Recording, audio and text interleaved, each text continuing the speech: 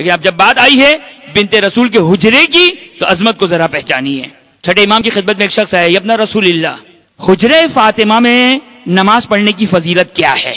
ہمارے پاس دلیل آئی ہے مسجد کو نجس کرنا حرام ہے.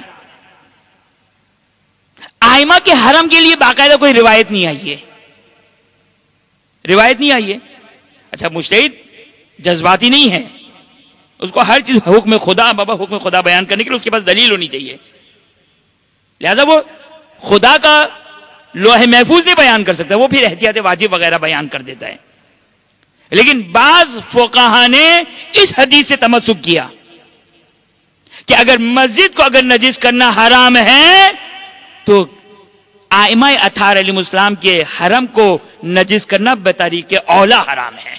آیا چھٹے امام کی خدمت میں ابن رسول اللہ بنت رسول کے حجرے میں نماز پڑھنے کا کیا ثواب ہے؟ یہ جو بعض نافہم لوگ ہر بات میں غلو کا فتویٰ لگا دیتے ہیں, میں ایک جملہ کہتا ہوں, دیکھیں غلو ایک چیز, غلو جو ہے اگر کوئی شخص غالی ہے, نصیری کیوں نجس ہے, کیوں کافر ہے؟ کیونکہ غالی ہے. غالی کس کو کہتے ہیں؟ غالی اہل بیت اطہار علیہ السلام کے فضائل بیان کرنے والے کو غالی نہیں کہتے ہیں. ورنہ رسول یہ کہہ کر خاموش ہو جائے کہ اگر مجھے خوف نہ ہوتا اس بات کا کہ جس طرح عیسیٰ کی امت عیسیٰ کو خدا سمجھ بیٹھتے تو میں علی کے فضائل بیان کرتا. یعنی اتنے فضائل بیان کرنے کے بعد بھی رسول کو بریک لگانی پڑی. اس سے زیادہ میں نے اگر فضائل بیان کیے تو میری امت برداشت نہیں کر سکیں گے, علی کے چاہنے والے برداشت نہیں کر سکیں گے. غلو, جہاں فضائل اہل بیت وہاں پہ غلو کا فتویٰ لگ گیا. بابا غلو کیا ہے؟ فقہاء دیکھ لے کتابوں میں بیان کیا.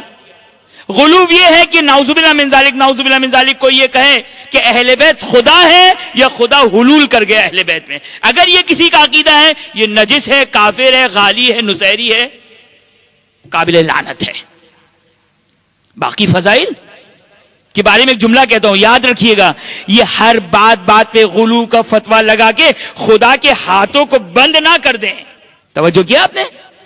یہ ہم جو غلو کا فتویٰ لگاتے ہیں یعنی ہم خدا کے اوپر پابندی لگاتے ہیں, خدا تو یہ نہیں کر سکتا ہے. اب سن لو اسی کی مثالوں میں سے ایک مثال جس پہ غلو کا شبہ اور ڈاؤٹ ہو سکتا تھا. مسجد الحرام میں, میری زبانی یہ مثال سن چکے ہوں گے جو لوگ سن چکے وہ سن چکے, ان سے معذرت. مسجد الحرام میں نماز پڑھنے کا کتنا ثواب ہے؟ جو لوگ بھی زیارت عمرے حج پر گئے وہ لوگ جانتے ہیں.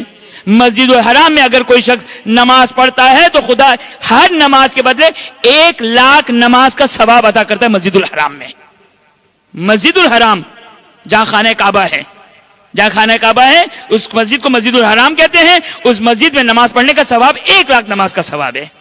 اب گھر جا کے دیکھ لیجئے گا, آگے سیستانی کی توضیح کھولیے گا, بہت مشکل ایڈریس نہیں دے رہا ہوں, بہت آسان ایڈریس. آگے سیستانی کی توضیح کھولیے گا, جہاں پر مسجد کے احکامات بیان کیے ہیں وہاں پر آگے سیستانی نے بیان کیا کہ ہمارے پاس روایت ہے اگر کوئی شخص امیر المؤمنین کے حرم میں نماز پڑھتا ہے خدا 2,00,000 نماز کا ثواب عطا کرتا ہے. کہ یہ تو غلو ہے. غلو اس کو نہیں کہتے ہیں, غلو اس کو کہتے ہیں کہ خود خدا سے بڑھا دیں. ہاتھ بند کرنے کا نام خدا کے ہاتھ باندھ دیں, خدا کی قدرت کو محدود کر دیں. خدا یہ کہے کہ میں مجبور ہوں, میرے گھر میں نماز پڑھو گے تو 1,00,000 کا ثواب دوں گا, علی کے گھر میں علی کے حرم میں نماز پڑھو گے تو میں اس سے زیادہ ثواب نہیں دے سکتا ہوں, میں مجبور ہوں. ہمارا عقیدہ ہے ان اللہ علی کل شیء قدیر. کیوں؟ خدا اپنے محبوب قربانی ہے اہل بیت کی, یہ امیر المومنین کی قربانیاں ہیں, یہ امیر المومنین کی قربانیاں ہیں. امیر المومنین کے لیے یاد رکھیے گا, امیر المومنین کے لیے ان حالات میں تلوار نکالنا آسان تھا. بھئی ایک انسان کے پاس طاقت ہے, قدرت ہے, دشمنوں کو تہس نہس کر سکتے ہیں, ایسا نیز تو نابود کر سکتے ہیں, لیکن حکم خدا نہیں ہے. جو امتحان, اگرچہ یہ مصائب کی روایت ہے, لیکن جو امتحان مولا ابو الفضل عباس علیہ السلام نے دیا اس سے پہلے امیر المومنین نے دیا. برحمتك يا أرحم الراحمين وصلى الله على محمد وآله الطاهرين.